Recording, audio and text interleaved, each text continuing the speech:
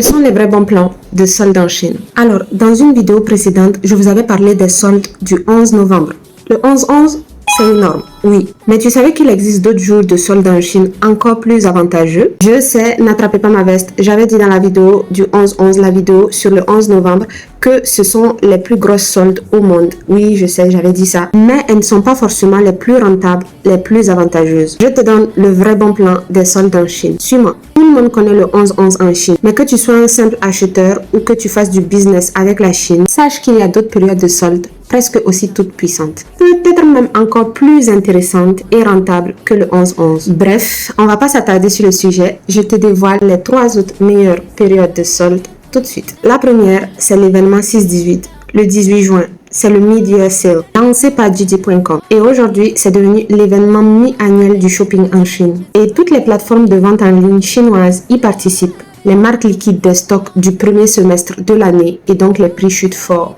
Et aussi en général, durant l'été, la logistique est beaucoup plus fluide. Ensuite, on a le double 12, le 12 décembre. Ce sont les dernières grosses promos avant Noël et le Nouvel An.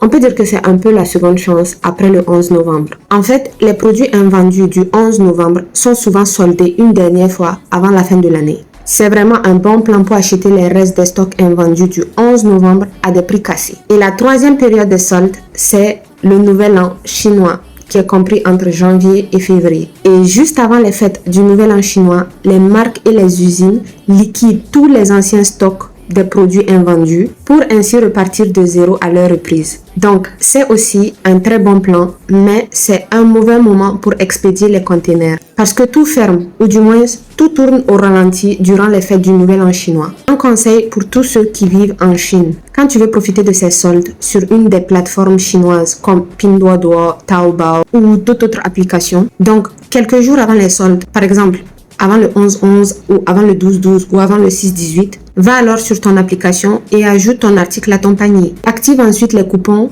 ou les réductions proposées parce qu'ils sont souvent disponibles avant le jour J et ils expirent rapidement. Et ainsi, le jour des soldes, à minuit de préférence, tu n'as plus qu'à valider ton panier et tu bénéficieras ainsi des meilleurs prix de la période.